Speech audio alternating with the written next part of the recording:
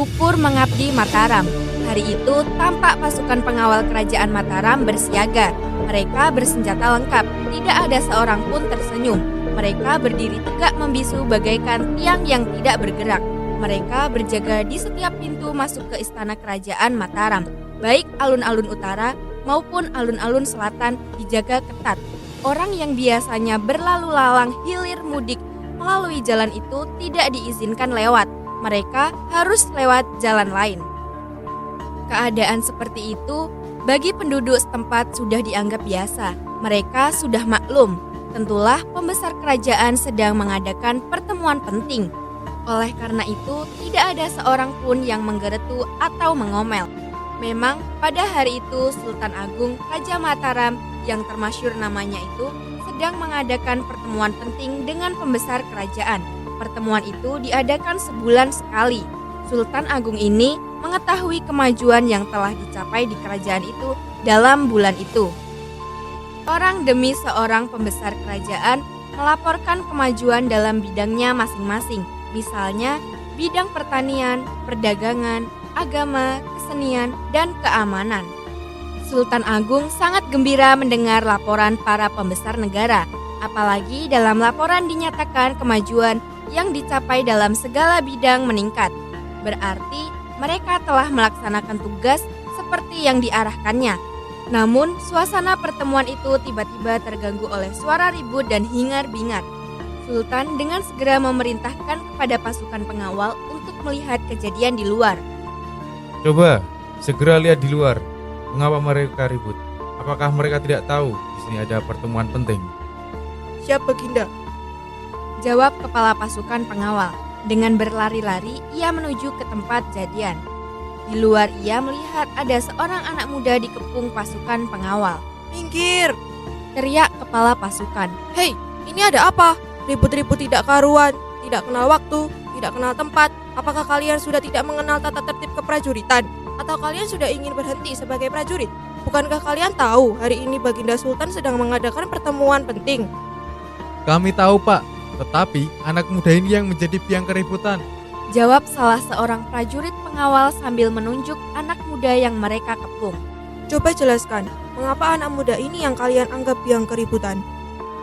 Kata kepala pasukan pengawal. Begini, Pak. Jawab salah seorang dari mereka. Tadi anak muda ini ingin masuk lewat pintu gerbang utara. Katanya ia ingin bertemu dengan Baginda Sultan. Tentu saja para pengawal tidak mengizinkan, apalagi dia bukan penduduk Mataram. Ia dilarang masuk, tetapi ia nekat. Tentu saja pengawal mencegah, karena tetap memaksa pengawal berusaha meringkusnya. Lalu, dapat diringkus? Tanya kepala pasukan tidak sabar. Tidak, ia malah dapat merobohkan 2 orang pengawal. Kemudian cepat-cepat ia ingin masuk ke istana. Tentu saja pengawal yang berada di depan pintu marah. Anak muda ini dipukul agar ia mengurungkan niatnya. Akan tetapi ia dapat menangkis pukulan itu. Malah, ia kemudian memukul roboh pengawal pintu masuk itu. Oleh karena itulah, kami beramai-ramai mencoba meringkusnya. Namun, ia dapat berkelit hingga sulit ditangkap. Ketika mendengar seluruh anak buahnya roboh, kepala pasukan pengawal itu sangat marah. Didekatinya anak muda itu, lalu ditariknya sambil membentak. Jadi, kau menantang kerajaan Mataram? Tidak, Tuan. Jawab anak muda itu dengan singkat. Kalau tidak, mengapa kau merobohkan pasukan pengawal kerajaan ini? Jelas kau ingin menunjukkan kepandaianmu ya? Tidak, Tuan. Jawab anak muda itu dengan singkat dan sopan. Jangan bohong. Teriak kepala pasukan seraya menarik baju anak muda itu. Dengan sabar anak muda itu menjawab. Saya tidak bohong, Tuan. Saya benar-benar ingin bertemu dengan Baginda Sultan Agung yang sangat masyhur itu, Tuan. Apakah kau tidak tahu tata tertib kerajaan? Hari ini tidak seorang pun boleh menghadap. Baginda Sultan sedang mengadakan pertemuan dengan para pembesar kerajaan. Nah, sekarang kau lebih baik pulang saja ke kampungmu. Jangan membuat onar di sini. Kata kepala pasukan pengawal itu dengan ketus sambil mendorong anak muda itu ke sudut. Anak muda itu tentu saja merasa gusar, apalagi kata-kata kepala pasukan pengawal itu pedas dan penuh kebencian terhadapnya. Dengan penuh hormat dan khidmat, anak muda itu berkata, Tuan, saya berkata dengan sopan santun, tetapi Tuan selalu membalas dengan penuh kebencian dan permusuhan. Tidak adakah di sini tata cara menyambut seorang tamu? Oleh karena itu, jangan salahkan saya, Tuan, jika saya memaksakan keinginan saya. Saya jauh-jauh datang ke sini, tidak lain ingin bertemu dengan Tuanku Baginda Sultan Agung. Saya ingin menghambakan diri kepada beliau. Mudah-mudahan saya beroleh kemuliaan di tanah Mataram ini. Sambil berkata demikian, didorongnya tubuh kepala pasukan ke sudut. Tentu saja, kepala pasukan pengawal marah. Ia memerintahkan anak buahnya menangkap anak muda itu. Semakin hiruk pikuklah suasana di luar istana. Kepala pengawal dengan barengnya menghunus senjatanya kemudian meletakkan ke tubuh anak muda itu. Anak muda itu dengan mudahnya menghindar dari tetakan senjata. Kemudian seperti terbang ia meloncat sambil memegang tangan kepala pengawal dan memuntirnya ke belakang. Senjata di tangan kepala pengawal lepas. Dengan sekali pukul, kepala pengawal itu roboh tidak disadarkan diri. Para pengawal lainnya terkejut, tetapi mereka tidak seorang pun berani mendekat. Mereka takut disepak atau dibanting anak muda itu.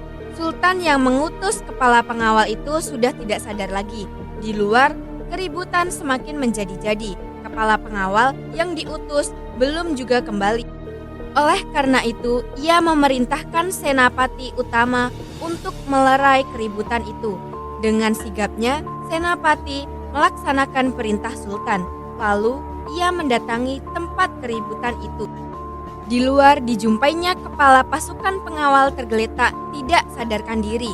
Di dekatnya berdiri seorang anak muda yang tidak seberapa besar dan tidak seberapa tinggi berdiri dengan tegap.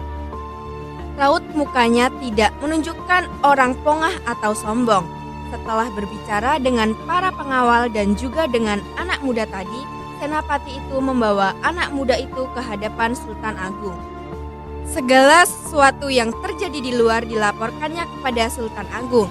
Setelah mendengar laporan senapati, Sultan berkata kepada yang hadir di situ, Coba dengarkan, mengapa ada tamu disambut dengan permusuhan?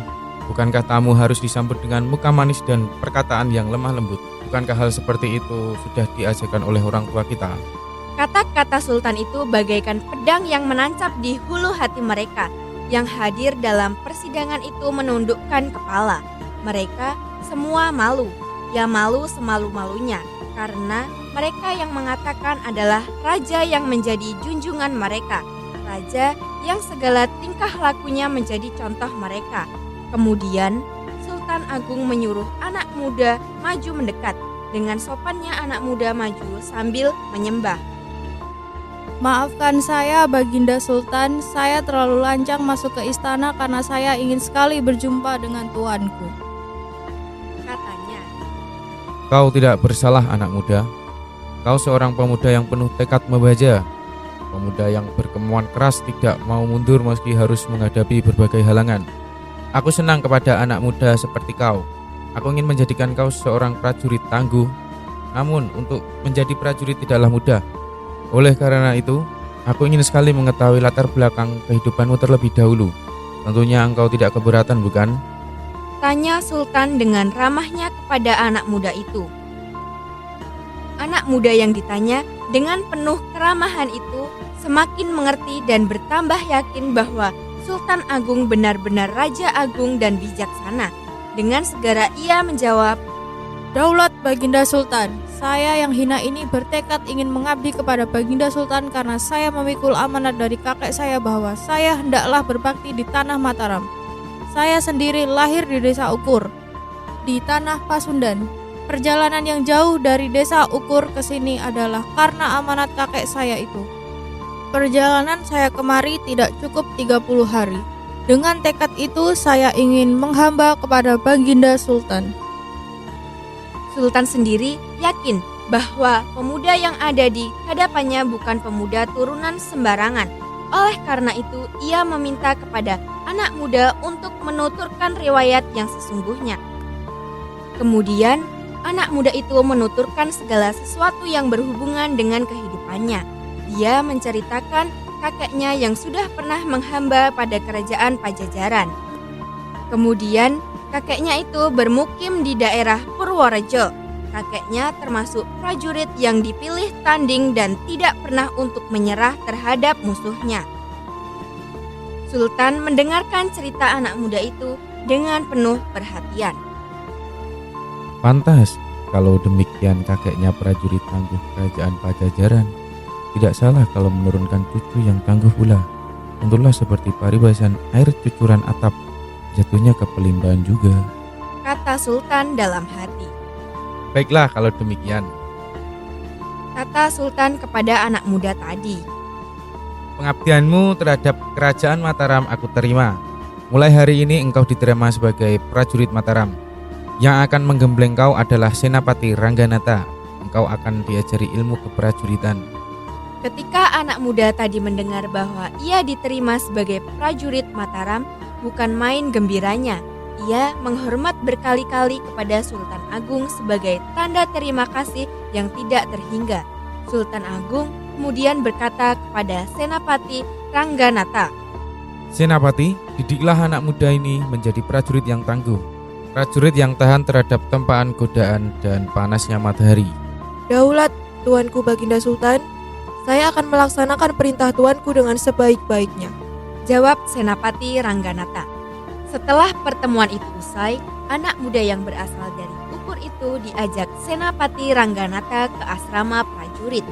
Ia harus mengikuti berbagai latihan dan gemblengan agar ia menjadi prajurit yang andal dan tangguh. Sebenarnya Senapati Rangganata tidak suka kalau pemuda Ukur itu harus dilatih.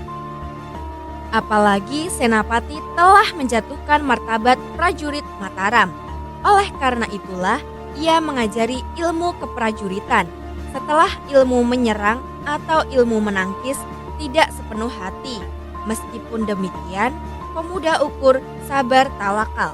Ilmu yang diajarkan secara setengah-setengah itu diolah kembali oleh Ukur. Kemudian, ia mengadakan latihan sendiri di luar jam pelatihan. Tentu saja, anak muda yang cerdas itu dengan cepat menguasai berbagai ilmu.